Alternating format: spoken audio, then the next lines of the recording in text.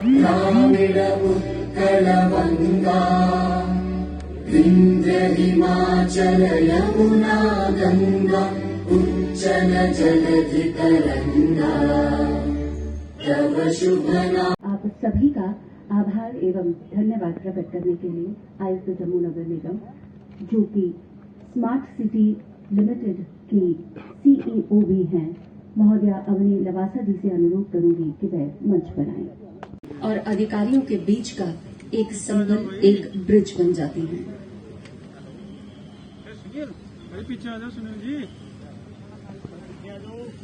भगवती मां वैष्णो की ये स्मृति सम्मान स्मृति के रूप में भेंट करते हुए स्मार्ट सिटी लिमिटेड की ओर से सबसे पहले मैं माननीय उपराज्यपाल जी श्री मनोज सिन्हा सर का धन्यवाद करना चाहती हूँ जिन्होंने न सिर्फ आज हमारे लिए समय निकाला बल्कि तवी रिवरफ्रंट प्रोजेक्ट को हर कदम पर सहयोग दिया है और हमारा मार्गदर्शन किया है। Sir, Jammu smart city limited की पूरी team, principal secretary housing and urban development department और chairman smart city board divisional commissioner Jammu की तरफ से मैं आपका तहे दिल से धन्यवाद करना चाहती हूँ। साथ ही उपराज्यपाल सिन्हा जी वक्रतुंड महाकाय सूर्यकोटि समप्रभ निर्विघ्नं कुर्वीदेव सर्वकार्येषु सर्वदा।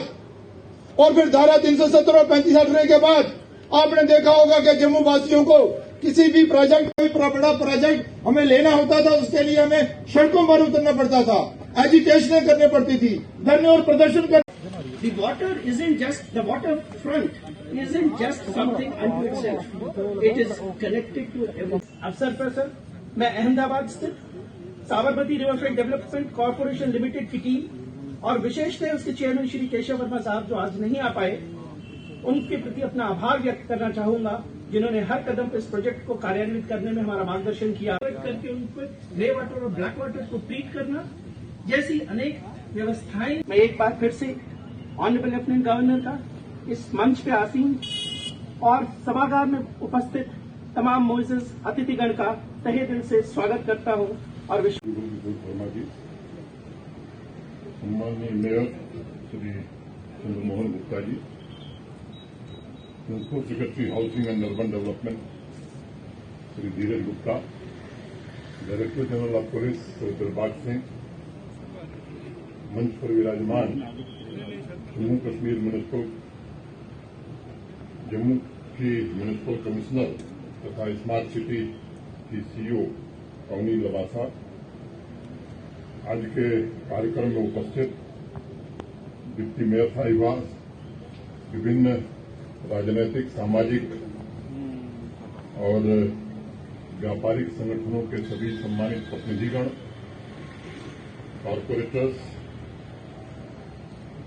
संजीव वर्मा जी, राघव लंगर जी, मुकेश सिंह जी, DC जम्मू, पत्रकार मित्रों, देवियों तथा सज्जनों, अभी 7 फरवरी को श्रीनगर में झेलम रिवर डेवलपमेंट का काम शुरू किया गया और आज 12 तारीख को एक सप्ताह के अंदर तवी रिवर फ्रंट के डेवलपमेंट प्रोजेक्ट का शुभारंभ आपके सामने हुआ। धीरज गुप्ता जी ने बहुत विस्तार से बताया है, मैं इसके तकनीकी पक्ष में नहीं जाना चाहता हूं, लेकिन पानी भी यहां मौजूद है, इसके लिए भी काम होगा। और साबरमती रिवरफ्रंट की बहुत चर्चा हमारे पूर्व के वक्ताओं ने की है। एक बात मैं केवल विशेष रूप से उल्लेखित करना चाहता हूं कि साबरमती के जो सबक थे, वो सबक हमने जम्मू में लिया है। जब साबरमती रिवरफ्रंट बना था, अच्छा बना है, तो उस समय उन लोगों ने पर्यावरण का, ग्रीनरी का, कई चीजों का ध्यान नहीं रखा। बाद में उसे वो कर रहे हैं। उस अनुभव को ध्यान में रखते हुए वो सब चीजें जो प्रथम चरण में होनी चाहिए थी, तभी रिवरफ्रंट में उसका समाविष्ट पहले से किया गया है। मैं समझता हूं इसके कारण निश्चित रूप से आपकी अपेक्षा और आकांक्षा के अनुरूप ये परियोजना बन करके तैयार है। कल कई साथी थे, एक कार्यक्रम में शाम को मैं था, वहां प्रार्थना है आपसे, एक पुरानी कहावत है, God always forgives, man often forgives, but nature never forgives. और हमें ये याद बराबर रखना होगा, प्रकृति हमारा एकमात्र घर है और ये हमारे ऊपर निर्भर करता है। शहरों की बढ़ती हुई जनसंख्या, इसे कंस्ट्रक्टिव तरीके से हमें आगे बढ़ाना है या डिस्ट्रक्टिव फोर्स के रूप में तब्दील करना है, ये हमारे ऊपर निर्भर करता है। जो प्लान बना है वो इकोलॉजी को ध्यान में रख करके पर्यावरण के अनुकूल तथा सामंजस्य स्थापित करके तैयार किया गया है। जन भागीदारी से इसको अस्थायी और प्रोडक्टिव बनाने की जिम्मेदारी हमारे आपके ऊपर है। मुझे विश्वास है कि जम्मू की जागरूक जनता पूरे स्वाभिमान के साथ यहाँ की संस्कृति और प्रकृति को सहेज कर रखने में निश्चित रूप से योगदान करेगी। मैं 3 बजे प्रेस से मिल रहा हूं तो उसमें बहुत सारी बातें करनी यहाँ तक करना नहीं चाहता हूं, लेकिन जम्मू कश्मीर के इंफ्रास्ट्रक्चर काफी द्रुत गति से आगे बढ़ाने का प्रयास हो रहा है और मुझे खुशी है करते हुए लगभग 1 लाख करोड़ रुपए के रोड और टनल के प्रोजेक्ट जम्मू कश्मीर में चल रहा है। खासतौर से जम्मू डिवीजन में बिहार में 11 नई महत्वपूर्ण सड़कें भारत सरकार ने स्वीकृत की हैं और मैं उम्मीद करता हूं कि आने वाले महीने 2 महीने में 3 और नई सड़कें स्वीकृत की जाएंगी। तो मैंने वहां चर्चा किया था कि जो रिपीट सेरेमनी हो रही है, आने जाने में लोगों को दिक्कत है, वो अब 4 लेन की सड़क एयरपोर्ट से वहां तक बनने जा रही है।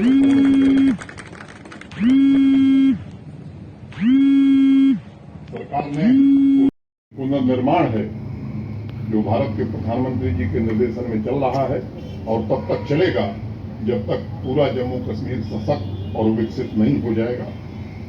मुझे पूरा भरोसा है कि आने वाले दिनों में आर्थिक सामाजिक उत्थान की कल्पना मूर्त रूप लेगी। मैं जम्मू स्मार्ट सिटी लिमिटेड की सीईओ अवनी लवासा का विशेष रूप से आज मैं अभिनंदन करना चाहता हूं। जिस मेहनत से, जिस ईमानदारी से और जिस शिद्दत से अवनी ने काम संभाला है, मैं समझता हूं कि उसकी खुले मन से तारीफ होनी चाहिए। और हमारे यहाँ परंपरा यही है कि अच्छे लोगों की सराहना लोग नहीं करते और जो खराब काम करता है उसको सजा देने का भी प्रावधान नहीं। ये पद्धति जिस दिन देश में बदल जाएगी, मुझे लगता है कि काम और बेहतर होने लगे। मैं और इसके चेयरमैन हैं हमारे present divisional commissioner doctor Raghav Langar, Dheeraj Gupta ji, इन सब लोगों ने और पूरी टीम ने नाम इसलिए उन्हीं का लिया कि वही म्युनिसिपल कमिश्नर या सीईओ हैं, लेकिन इसके पीछे ढेर सारे लोग हैं। केशव वर्मा जी का नाम उन्होंने लिया, ढेर सारे लोग हैं जो इस काम को यहाँ तक पहुँचाने में अपनी पूरी ऊर्जा का इन्होंने प्रयोग किया है। अब मुझे लगता है कि जिस बात का जिक्र धीरज गुप्ता कर रहे 350 कैनाल जमीन, वो एक अच्छी टाउनशिप होगी। जो लोग रहेंगे वो प्रकृति को भी देख सकेंगे, सौंदर्य को भी देख सकेंगे, हरियाली और पानी का भी अनुभव कर सकेंगे और जम्मू की जो आध्यात्मिकता है, मुझे लगता है कि उसका भी अनुभव कर सकेंगे, चाहे वो सामान्य व्यापारी हो, यहाँ के निवासी हों। और दूसरे फेज का विवरण बताया है इन लोगों ने, मैं उस बारे में नई विवरण में जाना चाहता हूँ। 17 तारीख को भारत सरकार में, जिसका जिक्र भी माननीय सांसद जी कर रहे थे, मैं उम्मीद करता हूँ कि 17 को मेट्रो प्रोजेक्ट भारत सरकार स्वीकृति प्रदान कर देगी। 17 को मीटिंग है, जो मंत्री जी हैं उन्होंने मुझे फोन करके बताया। तो अब प्रोजेक्ट बनाना ही तब तक सेकेंड फेज की बात शुरू होने लगी। एक दिन IIT के डायरेक्टर साहब आए, एम्स के डायरेक्टर साहब आए थे मेरे, ऐसा एम्स तक भी जानी चाहिए। मैं कहा भैया प्रोजेक्ट बन गई, सबमिट हो गई, भारत सरकार स्वीकृत करने जा रही है, अभी इस स्टेज पर था। जब सेकेंड फेज की बात होगी तो देखा जाएगा, अभी जितना बन रहा है उतना बनने दीजिए। लेकिन मुझे लगता है कि जलवायु परिवर्तन, ग्लोबल वार्मिंग के खिलाफ जो युद्ध चल रहा है, उसमें भी इस परियोजना का एक बड़ा योगदान होगा। और एक और बात मैंने कही, वहाँ जो दिखाया जा रहा था दृश्य, उसमें महाभारत कालीन युग की बड़ी सारी घटनाओं का जिक्र हुआ। तो उस बात को भी दोहरा देता हूँ, कुछ लोग नए हैं। महाभारत में आप सब जानते हैं यक्ष प्रश्न बड़े कठिन प्रश्न माने जाते हैं। यक्ष युधिष्ठिर संवाद, तो कई प्रश्न पूछे युधिष्ठिर से यक्ष। एक उसमें महत्वपूर्ण प्रश्न था, यक्ष युधिष्ठिर से पूछते हैं कि किम आश्चर्य, आश्चर्य क्या? मास्टर साहब वो चारपाई पर विश्राम फरमा रहे थे। उन्होंने कहा मैंने भी नहीं तोड़ा। बारी बारी से सबने एक ही जवाब दिया कि जनक का धनुष मैंने नहीं तोड़ा। जो अध्यापक पढ़ा रहे थे उनसे पूछा उन्होंने, तो उन्होंने कहा साहब जब से मैं यहाँ अध्यापक हूँ, यहाँ कोई जनक का धनुष नहीं था, टूटने का सवाल कहाँ से बैठा। अध्यक्ष जी को समझ में आ गया कि पठन पाठन कितना उत्तम है, अनुशासन किस कोटि का है।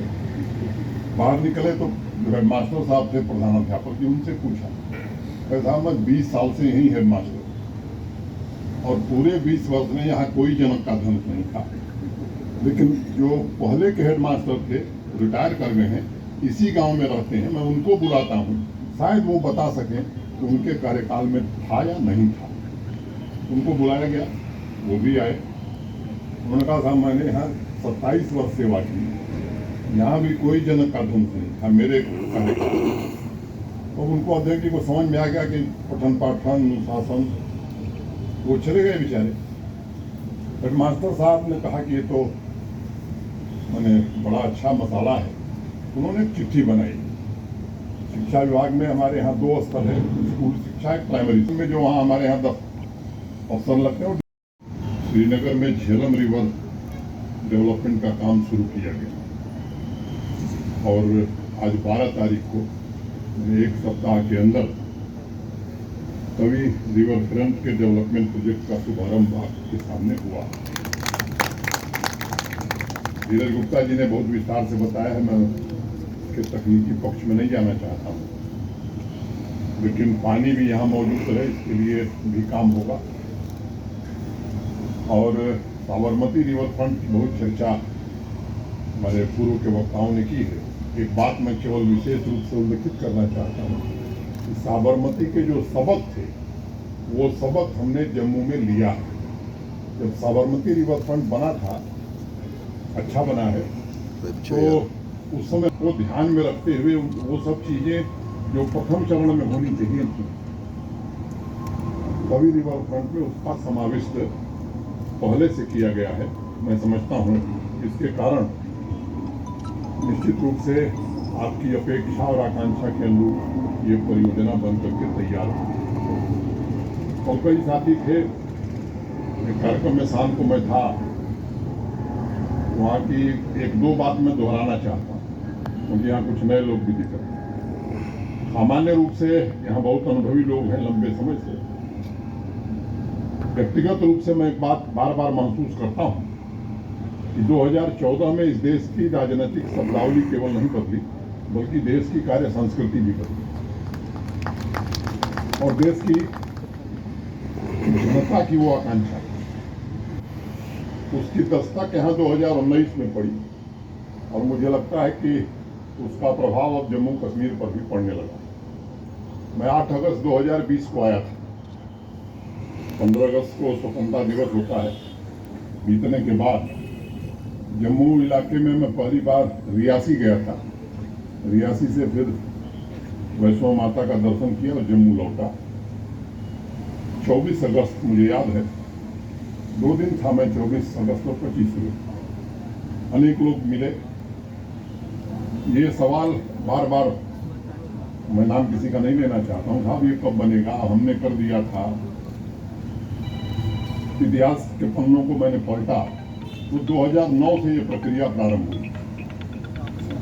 जब मैं स्कूल में पढ़ता था तो एक हिंदी में एक मैगजीन छपती थी, सारिका, बड़ी प्रसिद्ध मैगजीन थी, बहुत लोग पढ़ते रहे होंगे। उन्होंने एक लेख लिखा, जनक का धनुष किसने शेर की कुर्सी पर। मेरा एक ही लक्ष्य था कि ये जम्मू के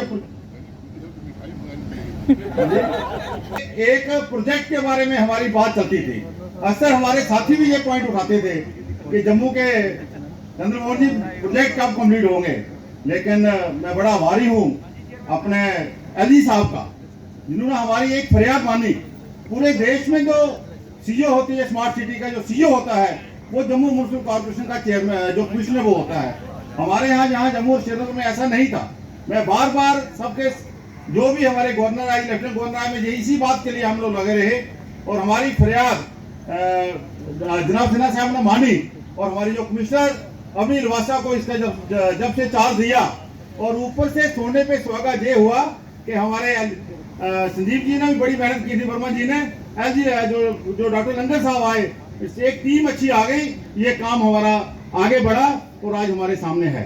जैसे एमपी साहब बता रहे थे कि कल ही जो बागे बहू के अंदर जो एक बहुत बड़ा फाउंटेन, म्यूजिकल फाउंटेन, जो एक अपना जिसका कल एलजी साहब ने इनॉग्रेशन किया है, वो अपने आप में देश में नहीं बहुत बड़ा एक अजूबा है। मैं सबसे प्रार्थना करूंगा इस डाइस के माध्यम से कि सब एक बार जाएं, जो भी शाम का समय 6:30-7 बजे होगा, एक बार देखें जिस तवी नदी की हम जोधपुर तक कुल 2.7 किलोमीटर का सौंदर्यीकरण किया जाएगा। इसमें 1.1 किलोमीटर तक नदी का बायां और दायां तटबंध विकसित किया जाएगा। नदी के बीचों बीच स्थित 0.5 किलोमीटर सेंट्रल आइलैंड को भी इसी प्रकार दाएं तटबंध पर 47.7 कैनाल पर पुनः प्राप्त भूमि ट्रैक आदि प्रदान करने के लिए किया जाएगा। सेंट्रल आइलैंड में निक्की तवी और बड्डी तवी बैराज में स्थित सेंट्रल आइलैंड पर 126 वनस्पति उद्यान, कला और शिल्प केंद्र और मनोरंजन क्षेत्र आदि के विकास के लिए किया जाएगा। लागत 135 करोड़ से पूरी की जा सकती है। लगभग 2.50 मीटर ऊंचाई के प्रत्येक चरण के साथ 3 चरणों में आरसीसी रिटेनिंग वॉल प्रदान करके नदी के दोनों किनारों पर ये हम वर्षों से इंतजार कर रहे थे और विशेष तौर पर जम्मू प्रोविंस की जनता जो है वो इसका इंतजार कर रही थी कि भाई कब वो पल आए कि गुजरात में साबरमती नदी की तर्ज पर यहाँ भी इस पवित्र नदी सूर्यपुत्री तवी को भी सजाया जाए, इसको सुंदर बनाया जाए, इसके जो किनारे हैं वो सुंदर दिखें और बहुत सारी सुविधाएं जो कि साबरमती नदी के किनारों पर लोगों को मिलती हैं, उससे ये तवी नदी भी युक्त हो। लेकिन मैं ये कहना चाहता हूं कि इसके लिए हमें कई बार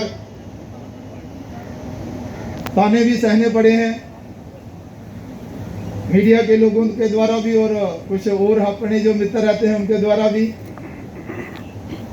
कि सिर्फ कहने के लिए ही ये प्रोजेक्ट हैं, लेकिन इन प्रोजेक्टों की शुभारंभ जो है वो आज तक नहीं हो पाया। साथियों, एक एक करके वो सारे प्रोजेक्ट जो हैं वो कंप्लीट भी हो रहे हैं और उनका शुभारंभ भी हो रहा है, जो कई सालों से रुके पड़े थे।